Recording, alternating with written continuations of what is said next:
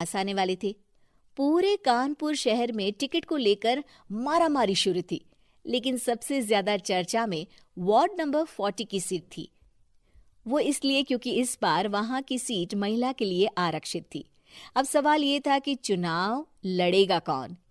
इससे पहले ठाकुर साहब वहां से पार्षद थे और इस बार उन्होंने अपनी पत्नी सीमा ठाकुर को टिकट दिलवाई और ठाकुर साहब की शान के कारण सीमा जी ने 20,000 वोटों से चुनाव जीत लिया।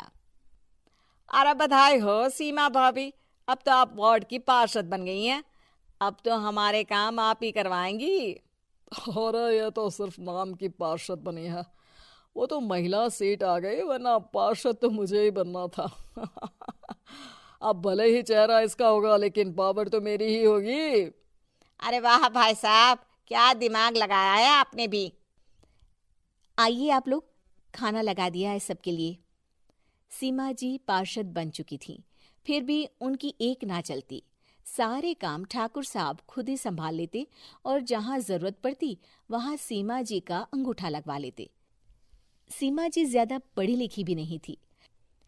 एक दिन ठाकुर साहब और सीमा एक प्रोग्राम में जाते हैं। अरे ठाकुर साहब, आप आ गए। ओहो, पार्षद मैडम भी आ गई हैं। स्वागत है आप दोनों का। लगता है हमारे पार्षद फंड का सही इस्तेमाल हो रहा है। चलिए अब उद्घाटन करते हैं। ये लीजिए ठाकुर साहब कैची, आप ही सबसे पहले प्रवेश कीजिए। सब लोग आगे निकल जाते हैं और सीमा जी पार्षद होने के बावजूद भी पीछे खड़ी रह जाती हैं। वो देखती हैं कि वेलकम बोर्ड पर उनका नाम है, लेकिन महिला होने के कारण कोई उनका सम्मान नहीं कर रहा। अगले दिन एक आदमी उनके घर आता है। अरे ठाकुर साहब नमस्कार। कल ना हम नोटिस किए कि हमारा घर तो अवैध है और नगर निगम वाले उसे तोड़ने आ रहे हैं। अरे कुछ कीजिए ना ठाकुर साहब।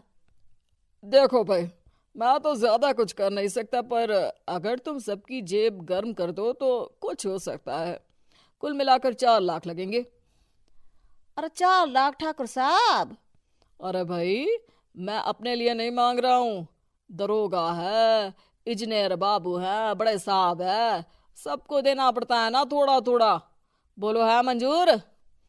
तभी वहां अचानक सीमा जी आ जाती हैं। अरे ये आप क्या कर रहे हैं? पहले इन्हीं लोगों से तो आपने वोट मांगे, अब इनसे ही पैसे ले रहे हो। अरे चुप रहो तुम, तुम्हारा काम है सिर्फ अंगूठा लगाना, तुम वही किया करो। मुझे दूसरे काम तुम मत सिखाओ, समझी? और तुम ना जाओ, अब पैसे लेकर आओ, वरना जेसीबी किसी भी वक्त आती होगी। सब कुछ ऐसे ही चलते रहता है। एक दिन सीमा जी और ठाकुर साहब को एक लोकल मीटिंग में बुलाया जाता है। वहां पर कई और अधिकारी लोग भी मौजूद रहते हैं। अब मैं चाहूंगा कि ठाकुर साहब हमारे बीच 2 शब्द कहें। मेरे प्यारे भाइयों और बहनों, आज मेरा सौभाग्य है कि मैं आप सबकी सेवा दिन रात कर पा रहा हूं। आपने मेरी पत्नी को भारी मतों से जिताया है, इसलिए मैं आप सभी का शुक्रगुजार हूं। मैं आप सबसे वादा करता हूं कि हमेशा की तरह हमारे वार्ड में किसी को कोई तकलीफ नहीं आने दूंगा। सभी लोग तालियां बजाने लगते हैं। अब मैं माननीय पार्षद मैडम को स्टेज पे बुलाना चाहूंगा। अपने नाम को बुलाया सुनकर सीमा जी एकदम चौंक जाती है। उन्हें बिल्कुल उम्मीद नहीं थी कि इतनी बड़ी जगह उन्हें मंच पर बुलाया जाएगा। जैसे तैसे वो मंच पर चढ़ती हैं। ऊपर जाते ही सीमा जी को सारी पुरानी बातें याद आ जाती हैं कि किस तरह उनके पति उन्हें कभी भी आगे बढ़ने नहीं देते और उनके नाम से गलत काम करते हैं। वो बोलने लगती हैं। मैं आपके वार्ड की पार्षद सीमा हूं। आप में से बहुत कम लोग ही मुझे जानते होंगे, क्योंकि इससे पहले मुझे कभी ऐसा मौका ही नहीं मिला। सारे मौके मेरे पार्षद पति यानी आपके ठाकुर साहब ही लेते रहे, लेकिन आज ये मौका मुझे मिला है तो मैं इसे ऐसे ही नहीं जाने दूंगी।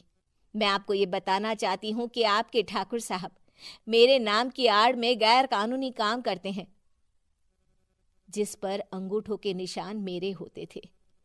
इसीलिए मैं अपनी गलती मानती हूँ और आज अपने पद से इस्तीफा देती हूँ, ताकि आगे से कोई गलत काम ना हो पाए। अब फैसला आप सबके हाथ में है कि आप हमें क्या सजा देना चाहते हैं।